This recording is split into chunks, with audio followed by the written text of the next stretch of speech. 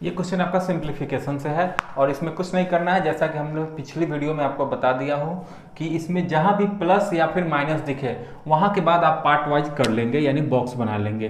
तो प्लस हमको यहाँ दिख रहा है, प्लस से पहले एक बॉक्स और इसके बाद यहाँ पे है, बस इतना ही है, तो इसको एक बॉक्स में रख लेंगे। अब आपको इस वाले बॉक्स का काम करना है। पहले यहाँ ध्यान देंगे कि यहाँ पे का भी है और डिवाइड भी है, तो एक काम करेंगे हम, एक ही बार काम कर लेते हैं। का मतलब क्या होता है? गुना, और डिवाइड का मतलब क्या होता है? अगर डिवाइड को भी हम लोग गुना में चेंज करेंगे तो ये वाला पलट जाता है, तो ये 25/4 हो जाएगा।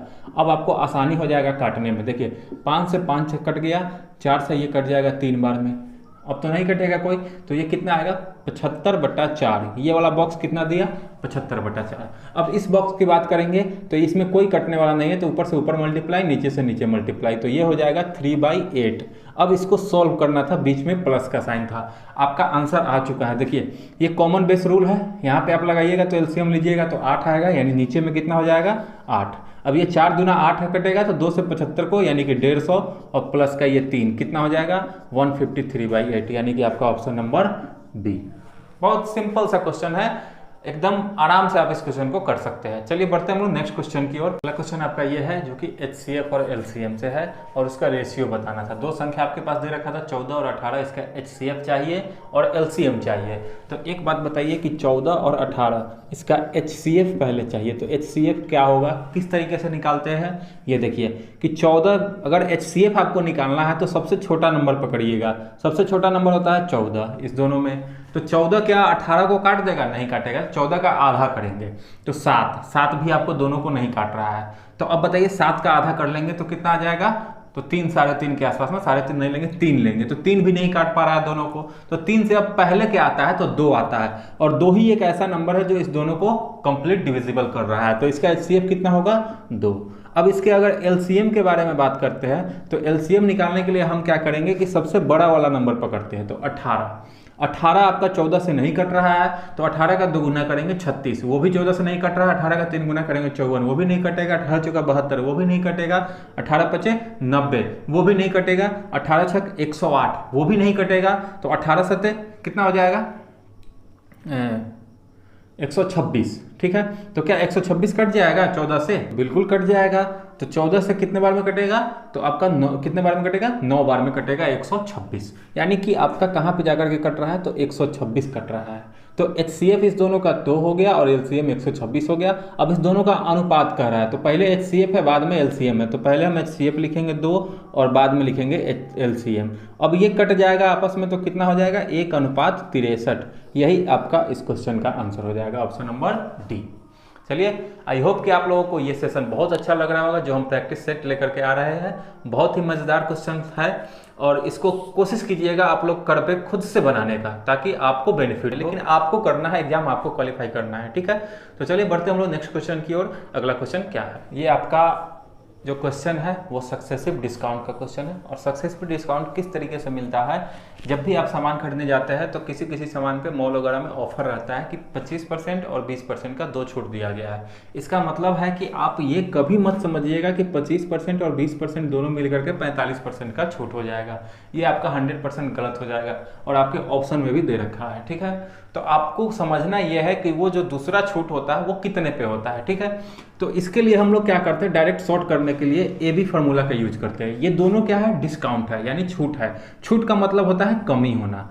ठीक है, तो कमी होगा तो माइनस में रखेंगे। पहला छूट कितना है? 25। फिर दूसरा भी आपका छूट ही है तो दूसरे को भी माइनस में ही रखेंगे। अब यहाँ पे ध्यान देना कि अगर ये दोनों जगह पे सेम साइन है, सेम साइन कहने का मतलब माइनस माइनस है, तो यहाँ पर होता है आपका प्लस।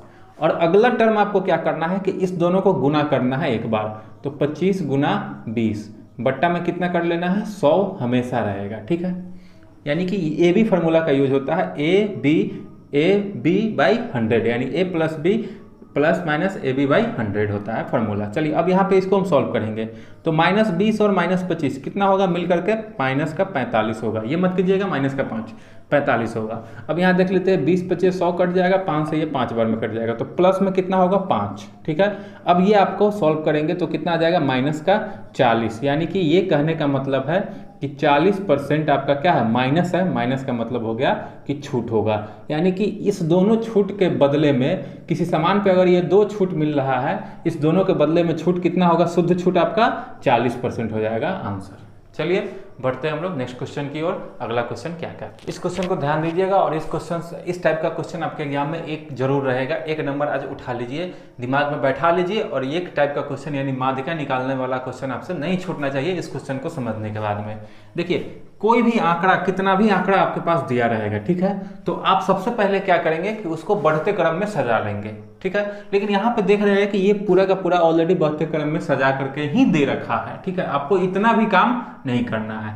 अब आपको निकालना क्या होता है, यहाँ पे ध्यान दीजिएगा कि 1 2 इसको काउंट करेंगे, 3 4 5 6 7 8 9 10, कितना है तो 10 है।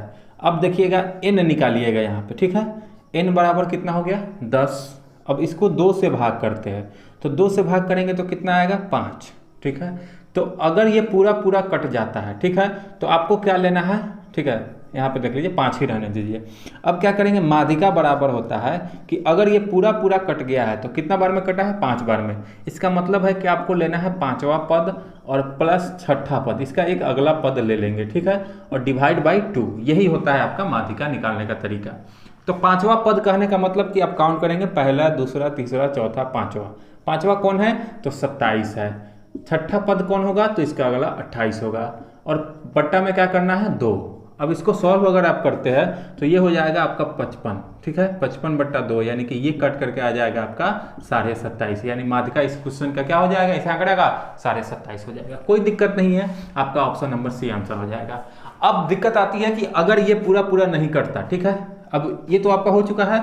अब एक एग्जांपल ले लेते हैं कि अगर मान लेते हैं कि यहाँ पे संख्या 9 को दिया है। ठीक है, तो अब 9/2 करेंगे तो कितना आएगा 4.5 आएगा। तो 4.5 9 लेकर के आप क्या लेंगे, सीधे सीधे 5वां पद आपका क्या हो जाएगा, माध्यिका हो जाएगा। 5वां पद क्या कहलाएगा, माध्यिका होता है। बस इतना ही काम आपको करना था।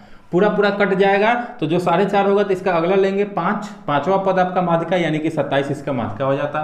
अब यहाँ पे अगर आपका था कि पूरा पूरा नहीं कट जा रहा था, यानी 10 था तो 5 बार में कटा, तो जब पूरा पूरा कटेगा तो 5वां भी लेना है और 6ठा लेना है, उसका बट्टा में 2 कर देना है, आ जाएगा। चलिए आई होप कि समझ में आ गया होगा। अगला क्वेश्चन हम लोग देखिए, आपका टाइम एंड वर्क का क्वेश्चन है, और टाइम एंड वर्क का क्वेश्चन हर एक सेट में एक क्वेश्चन जरूर रहेगा। अब सेम इसी टाइप का क्वेश्चन हम लोगों ने पिछले सेट में भी किया था, सेट 1 में और सेट 2 में भी किया था। अगर आप उस दोनों सेट का पूरा वीडियो नहीं देखे हैं तो आप पहले उसको जाकर के देख लीजिए, ताकि वहां से आपका कॉन्सेप्ट पूरा क्लियर हो जाएगा, और उस वीडियो का लिंक हम इस वीडियो के डिस्क्रिप्शन में दे देंगे। चलिए देखते हैं हम लोग इस क्वेश्चन को कैसे सॉल्व कर। देखिए ए अकेला 10 दिन, कुछ नहीं करना है, बी अकेला 20 दिन, तो टोटल वर्क हम लोग निकालते हैं इसका एलसीएम, तो एलसीएम 20 ही हो जाएगा, कोई दिक्कत नहीं है। अब इसका 1 डे वर्क निकालते हैं, यानी 10 दिन में खत्म करेगा 20 को काम, तो 1 दिन में 2 काम, ये इसका क्षमता निकलता है। ए का क्षमता 1 दिन में 2 काम करने का, और बी का क्षमता 1 दिन में 1 काम करने का है। अब क्वेश्चन क्या कर रहा है कि दोनों मिलकर इस काम को अगर कर रहा है तो दोनों मिल करके करेगा तो 1 दिन में कितना कर लेगा, 3 काम हो जाएगा, क्योंकि ए 2 काम किया और बी 1 काम कर रहा है, काम चोर है बी। ठीक है, अब दोनों मिलकर के 3 काम तो करेगा, लेकिन क्वेश्चन क्या कह रहा है कि इस काम के आधे भाग को, तो काम टोटल कितना था आपके पास, ये वाला टोटल वर्क होता है। ठीक है, तो 20 था, इसका आधा कितना होगा 10। अब बताइए 10 को काम करना है और दोनों मिल करके कर रहा है, तो कितना होगा 3, यानी दोनों का क्षमता से हम भाग कर लेंगे। तो 10 को 3 से भाग करेंगे, कितना आंसर आएगा 10/3 दिन। बस कंप्लीट है, आपका क्वेश्चन बन चुका है। कोई दिक्कत नहीं है, बस जरा सा ध्यान दे देना है, एक एक चीज को समझ लीजिएगा कि आपको किस तरीके से आगे बढ़ना है। ठीक है, एलसीएम मेथड इसको बोलते हैं, एलसीएम मेथड पे आपका क्वेश्चन उठ जाएगा। चलिए देखते हैं हम लोग नेक्स्ट क्वेश्चन को। नेक्स्ट क्वेश्चन क्या है, देखिए आप लोगों से एक और गुजारिश है कि हम हर वीडियो में आप लोगों से रिक्वेस्ट कर रहे हैं कि हमारा वीडियो, हमारा चैनल आप थोड़ा सा ग्रो करवाइए, और तब देखिए कि हम आपको कितना मजेदार टॉपिक लेकर के आते हैं, और आपका तैयारी कंटिन्यू रहेगा। ठीक है, थोड़ा सा हमको भी मन लगेगा पढ़ाने में, ताकि हमारा चैनल ग्रो हो, हमारे वीडियोस पे व्यूज आए। अगर वीडियो में कहीं कोई दिक्कत हो रहा है, गलती हो रहा है, तो आप हमको सजेस्ट कर सकते हैं कमेंट बॉक्स में, इसके लिए कोई दिक्कत। क्वेश्चन आपका मेंसुरेशन का है, लेकिन आप इसको परसेंटेज के कॉन्सेप्ट पे बना सकते हैं, कोई दिक्कत नहीं है, इसमें कोई फार्मूला की जरूरत नहीं है। देखिए ये क्वेश्चन थोड़ा सा लेंदी है। अगर आप लंबाई, चौड़ाई और ऊंचाई कुछ भी आप मानते हैं, तीनों आपको अगर मानते हैं, तो फिर उसमें 10% बढ़ाना होगा, उसका 20% बढ़ाना होगा, फिर ऊंचाई में 15% बढ़ाना होगा, उसके बाद उसका आयतन निकालना होगा, पहले वाले का आयतन निकालना होगा, फिर डिफरेंस निकालना होगा, परसेंटेज निकालना होगा, बहुत सारा काम करना पड़ेगा। लेकिन इसका सबसे जो बेस्ट अप्रोच है, क्वेश्चन तो हर कोई बना लेता है, लेकिन अप्रोच नहीं पता है, जिसके कारण वो सही समय पे नहीं बना पाता है, क्योंकि एग्जाम में आपके पास क्वेश्चन को सॉल्व करने के लिए मात्र 30 से 40 सेकंड का ही समय रहेगा। तो आप सोचिए कि 30-40 सेकंड तो क्वेश्चन पढ़ने में ही चला जाता है, लेकिन उस तरीके के माइंड को आपको ट्रेन करना होगा कि 30-40 सेकंड के अंदर क्वेश्चन को हम पढ़े भी, समझे भी और उसका आंसर भी कर दे सही सही, तब आपका सिलेक्शन हो सकता है। चलिए, तो इसको हमको क्या करना है, इसका तरीका को समझिएगा। देखिए लंबाई में 10% की वृद्धि हुआ, चौड़ाई में 20% और ऊंचाई में 15%। तो आपको ध्यान रखना है कि सबका फ्रैक्शनल वैल्यू आपको पता होना चाहिए। देखिए 10% का मतलब होता है 1/10, 20% का मतलब होता है 20/100 करेंगे तो कट जाएगा 1/5, 15% का मतलब होता है 3/20। ये फ्रैक्शन वैल्यू आपको याद होना चाहिए। अगर परसेंटेज हमसे पढ़े हैं तो आपको फ्रैक्शन वैल्यू हम अच्छे से करवाए होंगे याद, ठीक है। याद नहीं, उसको निकालने का तरीका भी बस सीधे भाग कर देना आपको 100 से। अब यहाँ पे देखिएगा 1/10 कहने का मतलब कि पहले आयतन अगर 10 हो, सब में वृद्धि हो रहा है ना, यहाँ पे कह रहा है कि सभी को बढ़ाई जाती है 10%। इसका मतलब है कि लंबाई में 10% बढ़ेगा, तो ये पहले वाला लंबाई था, उसमें 10 में 1 बढ़ जाएगा, तो अब कितना होगा 11। चौड़ाई पहले कितना था 5 था, उसमें 1 बढ़ जाएगा, तो अब कितना हो जाएगा 6 हो जाएगा। ऊंचाई पहले कितना था 20 था, 20 में 3 बढ़ेगा तो अब हो जाएगा 23। पहले 20 था, अब हो गया 23। अब इसको आपको करना क्या है, इस तरीके से लिख लेना है, ठीक है। सिंपली हम इसको गुना करते हैं, ठीक है। इसको भी क्या करेंगे, गुना करेंगे। लेकिन अगर इधर वाला कोई भी पार्ट इधर वाला से कट जाता है तो काट लीजिएगा, आपका कैलकुलेशन थोड़ा सा आसान हो जाएगा। देखिए 2 से कट जाएगा ये कितने बार में, 3 बार में, 2 से ये भी कट जाएगा 10 बार में। अब तो मेरे अंदाज से कोई कटने वाला नहीं है, तो आप क्या करेंगे, इसको गुना करेंगे, तो 10 दाही के 100 बचे 500, यानी ये आ गया 500। अब इधर गुना करेंगे तो कितना आ जाएगा, देखिए 23 या 69, 69 को आपको 11 से गुना करना है, तो 69 को 11 से गुना कीजिएगा, 11 9 99 बचेगा कितना, 9 11 66 और 9 75, यानी कि 759।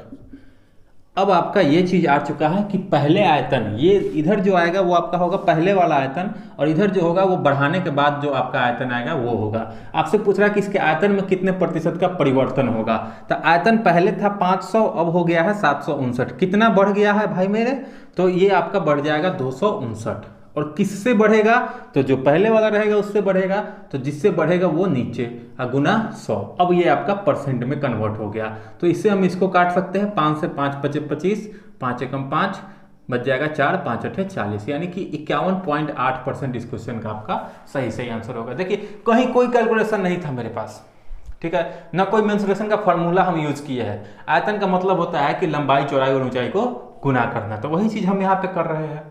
चलिए, ये परसेंटेज का कॉन्सेप्ट है, परसेंटेज में हम लोग इसको अच्छे से पढ़ेंगे। फिलहाल आप इसको बस इतना ही समझ लीजिए, आपके लिए काफ़ी है।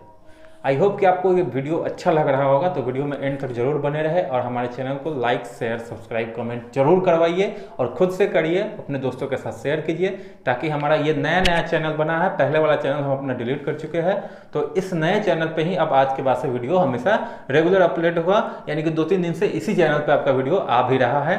तो अब इस चैनल को ग्रो कराना आपकी जिम्मेदारी है, ठीक है। चलिए बढ़ते हम लोग नेक्स्ट क्वेश्चन की ओर। एक रेलगाड़ी 20 मीटर प्रति सेकंड की रफ्तार से चल रही है।